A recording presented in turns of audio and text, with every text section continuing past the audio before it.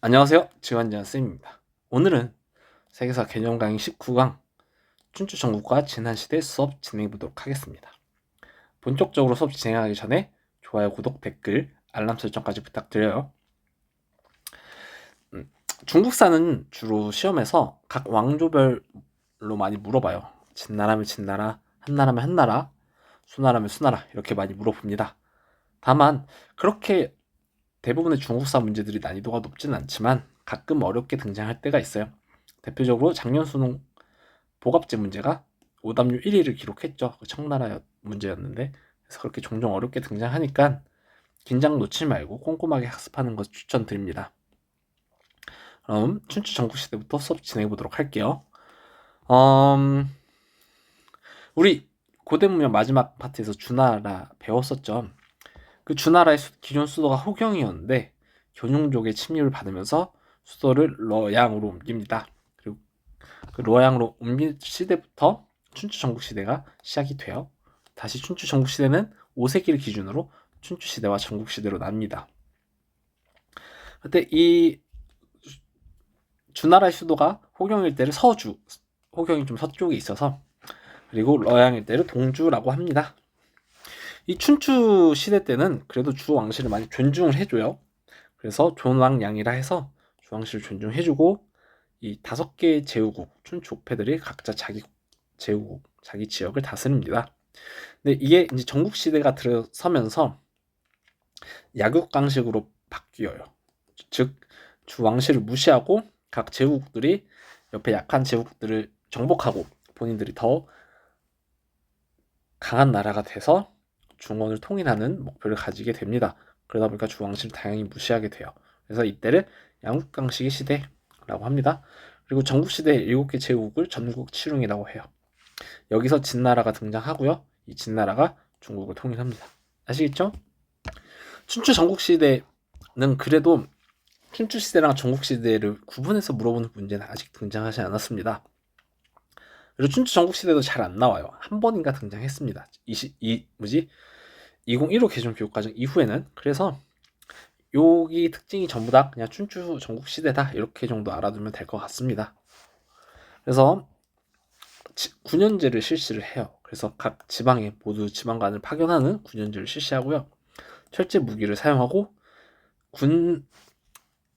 전쟁 양상이 보병이나 기병 중심으로 많이 바뀌어요. 그러다 보니까 보병이나 기병 중심으로 전쟁이 변화하니까 전쟁의 규모가 커집니다. 확실히 그 보병이 많아지면 전쟁 규모가 커져요. 사람을 많이 쓰다 보니까. 그러다 보니까 전쟁 규모가 커지고, 또 춘추 전국 시대에 들어서는 옆에 제국들을 꼭 정복해야 되지 않겠어요? 그러다 보니까 옆 나라보다 좀 강해져야 된다는 부강병책을 추진합니다. 그래서 법도 더 강력하게 바꾸고요. 그걸 변법이라고 하죠. 그리고 여러 가지 사상가들, 국가가 강해지는 데 도움이 되는 사상가들을 등용합니다. 그 사상가들이 제자백가예요. 그래서 제자백가를 보면 법가, 유가, 도가, 묵가가 대표적입니다. 법가들은 엄격한 법을 주장을 했고요. 유가들은 도덕정치, 도가들은 무위자연, 묵가는 차별 없는 사랑, 이런 걸 주장한 사람들을 제자백가라고 합니다. 그래서 한 번씩 보면 되는데 상황이 좀 중요합니다. 상황은 전국시대의 진나라의 법가 사상가예요. 즉 이 진나라가 나중에 중국을 통일하고 우리가 배우는 진나라가 되긴 하지만 같은 진나라예요. 다만 이때 진나라는 전국시대의 진나라예요. 그래서 상황이 전국시대의 인물입니다. 그래서 상황은 진시황 때 존재하지 않아요. 진시황은 상황을 본 적이 없습니다. 자기 태어나기도 전에 상황이 죽어요. 그래서 시험에 한번 진시황이 업적으로 상황을 등용했다 이렇게 했는데 애들이 다 그거 골라버린 거죠? 다 틀렸습니다. 오답률 1위가 등장한 적이 있어요. 그래서 상황은 진시황 이전의 인물이다 이렇게 알아두시면 되겠습니다. 아시겠죠? 그리고 경제적으로는 춘추시대에 철제 농기구나 우경이 발달했고요. 토지도 사유하는 사람이 있었고 화폐로는 포전이나 도전 등이 많이 널리 활용됩니다. 그리고 수공업이랑 상업도 많이 발달했어요. 그래서 요게 춘추 전국시대의 특징이다 이렇게 알아두시면 되겠습니다. 여러분 근데 죄송해요. 제가 빈칸을 안 채우고 그냥 개념 읽어보기 파트에서 수업을 하고 있었네. 죄송합니다. 충수 전국 시대에 그냥 이대로 할게요. 정신이 없었어요. 죄송합니다. 그 다음 진나라 때부터는 제가 직접 빈칸 채워가면서 볼게요. 여러분들은 뭐 어차피 뭐 제가 얘기했듯이 OT 때 얘기했듯이 본인들 취향에 맞게 보면 되니까 뭐 큰 문제는 없을 겁니다. 대신 직접 한번 채워보세요. 아시겠죠? 자, 진시황은 아까 전국 칠웅 중에 제후국 중에 하나였어요. 전국 제후국 칠웅의 제후국 중에 하나였어요. 그래서 그 중에서 확실히 좀 법가라든지 철기 문화를 받아들여서 굉장히 남들보다 강했고 결국 이 강해진 국력을 바탕으로 진시황이 전국을 통일합니다. 중국 최초의 통일 왕조예요. 지배자 칭호는 황제입니다. 다만 진시황은 본인이 첫 번째 황제라는 뜻에서 시황제라고 이름을 붙였어요. 아시겠죠? 수도는 센양이고요. 수도 당연히 다 알아야 됩니다. 각 왕조별 수도. 통치 체제는 진시황도 9년제를 실시해요. 그래서 전국에 그 관리들을 파견하는 9년제를 실시합니다. 그러면 다 왕의 말을 듣는 신하들이기 때문에 중앙 집권 체제가 강화되고 확립됩니다. 아시겠죠? 그리고 여러 가지 통일을 해요. 나라를 하나로 합쳤기 때문에 기존에는 이게 여러 나라로 있으면 문자라든지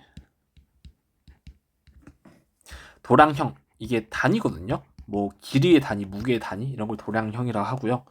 그리고 화폐 이런 것도 제후국들마다 다 달랐어요. 그러다 보니까 이걸 나라를 하나로 합쳤는데 이런 게 다 다르다 보니까 큰 혼란이 찾아오는 거죠. 그래서 이런 것도 하나로 통일합니다. 아시겠죠? 북쪽으로 그리고 대외 관계를 보면 북쪽으로는 흉노를 몰아내서 여기 만리장성을 세웠고요. 흉노를 만리장성 위쪽으로 몰아냅니다. 아시겠죠? 그리고 남쪽으로는 광둥성이랑 베트남 북부까지 차지를 해요. 자, 사상 보겠습니다. 진시황은 법가를 굉장히 중요했어요. 그래서 이사라는 법가 사상가를 등용했고요. 여기도 나와 있듯이 상황은 전국시대 진나라 인물입니다. 그래서 같은 진나라지만 그 진시황 때 상황은 존재하지 않았어요. 또 기억해 주시고 유가를 탄압하죠. 법가를 중요시하는 대신에. 그래서 분서 갱유라 해서 유학서를 불태우고 유학자들 땅에 묻습니다. 그걸 분서 갱유라고 해요. 아시겠죠? 그리고 아까 얘기했듯이 흉노의 침략을 막기 위해서 만리장성을 건축하고요. 진시황은 궁궐로 아방궁이라는 거대한 궁궐도 짓고 본인 묘지인 진시황릉도 대규모로 지었죠. 근데 이게 다 엄청난 규모예요. 이런 토목공사들이. 그러니까 지금 봐도 대규모인데 당시에 기술도 하나 없는 그냥 오로지 사람의 노동력만으로도 저 만리장성이든 아방궁이든 진시황릉이든 건축을 한 거죠. 그러니까 법체계도 너무 가혹하고 토목공사도 너무 많으니까 농민들, 백성들이 불만을 갖게 됩니다. 그래서 이 토목공사의 늦은 진성과 오광이 어차피 이대로 가면 죽을 것 같은데 오광 그냥 쿠데타를 일으켜야겠다라고 생각을 합니다. 그래서 진성과 오광의 난이 일어났고 그 결과 또 전국 각지 농민 반란이 일어나면서 진나라는 멸망을 합니다. 그래서 이렇게 봐두시면 돼요.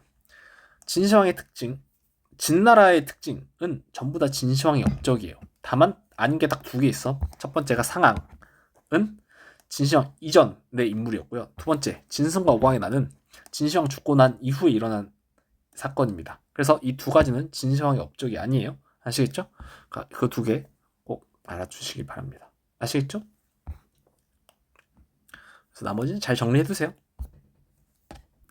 그 다음 한나라입니다. 이제 그 진나라 멸망 이후에 그 항우라는 인물과 유방이라는 인물이 등장을 해요. 그래서 둘이 이 진나라 멸망 이후에 중국을 다시 차지하기 위해서 서로 다투거든요.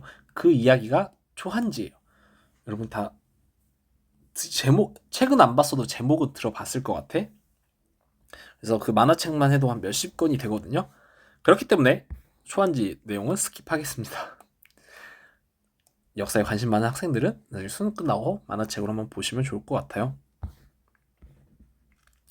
자, 그러면 한나라 보겠습니다. 한나라는 기원전 3세기부터 기원 후 3세기까지 존재를 했는데 기원전 3세기부터 1세기까지를 전한, 1세기부터 기원 후 3세기까지를 후한이라고 합니다. 아시겠죠? 전한 후한까지 구분해 주시고 그 사이에 신이라는 나라가 있어요. 이것까지 알아두시면 될 것 같습니다.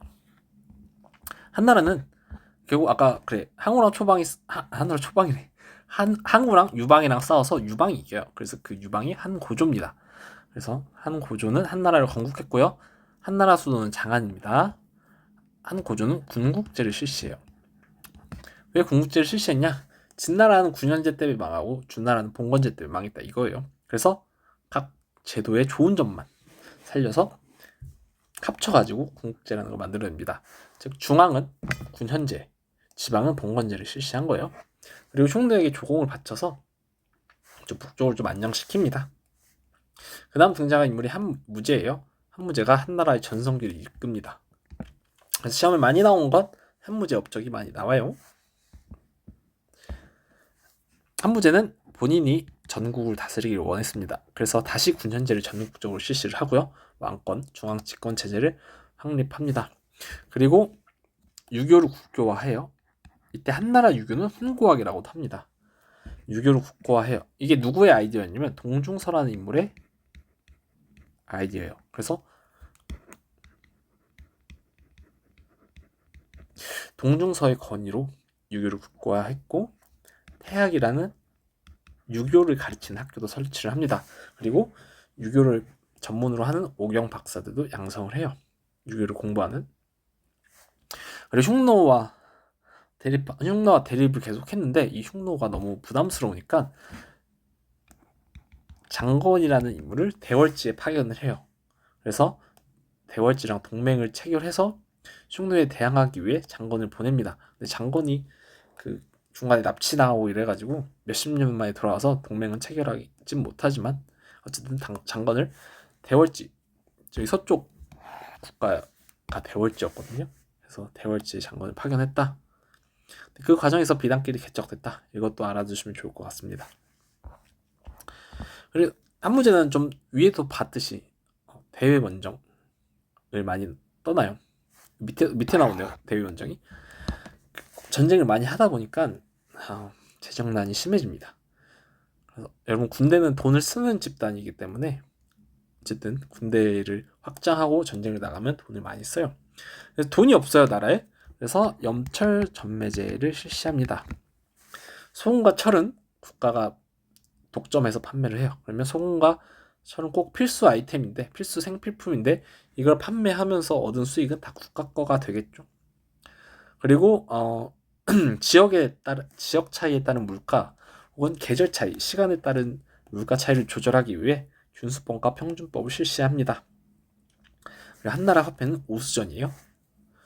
그리고 한무제는 동쪽으로는 고조선 멸망시키고 서쪽으로는 장건을 대월지에 파견하고 남쪽으로는 남비엣, 베트남을 멸망시키고요. 북쪽으로는 흉노를 정벌합니다. 근데 이 한나라가 왕망이라는 인물에게 멸망해요. 그리고 왕망이 신이라는 나라를 건국합니다. 왕망은 토지 국유화랑 노비 매매 금지라는 급진적인 정책, 시대를 앞서가는 정책을 실시해요. 그러다가 결국에 너무 시대를 앞서갔죠? 여러 호족들, 지방 세력들의 반발로 멸망합니다. 그리고 다시 한나라를 건국한 게 광무제예요. 후한의 수도는 달라요. 이 러양입니다. 이거 알아두셔야 돼요. 러양 이미 시험에 등장했습니다. 수한은 전한을 존중하고 전한의 제도를 부활하고 유교도 존중해요. 다만 외적 세력, 환관 세력, 또 호족들의 토지 겸명 후 농민들이 빈곤해져서 여러 혼란이 찾아옵니다. 호족은 뭐냐면 지방 세력을 호족이라 그래요. 그래서 지방에서 독자적으로 세금을 걷고 군사도 가지고 있는 애들을 대표적으로 호족이라고 합니다. 호족이 지방에서 땅을 너무 많이 차지해가 그 농민들은 농사 지을 땅도 없어 굶어 죽기 마련이야. 그러다 보니까 농민 봉기인 황건적의 난으로 후한이 멸망합니다. 아시겠죠? 산의 사회 문화를 보면 그러니까 호족은 샹거리 선제라는 추천 제도를 통해서 관직에 진출한 세력을 호족이라고 해요. 그래서 이 사람들이 한나라의 지배층이 됐고요. 향거리 선제는 그 추천하는 제도야. 낙하산 제도예요. 그래서 호족이 옆에 호족 추천하고 그러면 그냥 역시 귀족들끼리만 짝짝꿍하게 되는 그런 제도가 되겠죠. 그리고 대토지를 소유하고 지방에서 아시겠죠? 그래서 지배층은 한나라의 지배층은 호족이다. 그리고 한나라의 역사서 두 개가 있습니다. 전한 때는 사마천의 사기. 이건 기전체 역사서예요. 이 기전체 역사서도 이미 등장했기 때문에 알아두셔야 됩니다. 기전체 역사서는 인물 중심의 역사서예요. 그래서 우리 서점에 갔을 때 뭐 조선 인물사 이런 거 있잖아요. 아니면 조선 인물 10명 뭐 그런 거 있던데. 중국 인물 10명, 중국 인물 10명. 그런 책들이 다 기전체 역사서라고 보면 돼요. 그러니까 역사를 인물 중심으로 서술한 게 기전체 역사서다. 대표적으로 전한 때 사마천의 사기가 있었고요. 방고란 인물이 후한 때 한서라는 역사책도 서술합니다. 도가사상가로 태평도, 오두미도 이런 게 있었고요. 제지술론 채륜이라는 인물이 제지술, 종이 만드는 기술을 발달시킵니다. 오케이? 이렇게까지 알아두면 될 것 같아요. 그래서 요게 한나라의 특징이다. 이렇게 알아두시면 될 것 같습니다. 아시겠죠? 그러면 중국사 중에서 춘추전국 진화는 여기서 마무리하겠습니다. 그럼 안녕.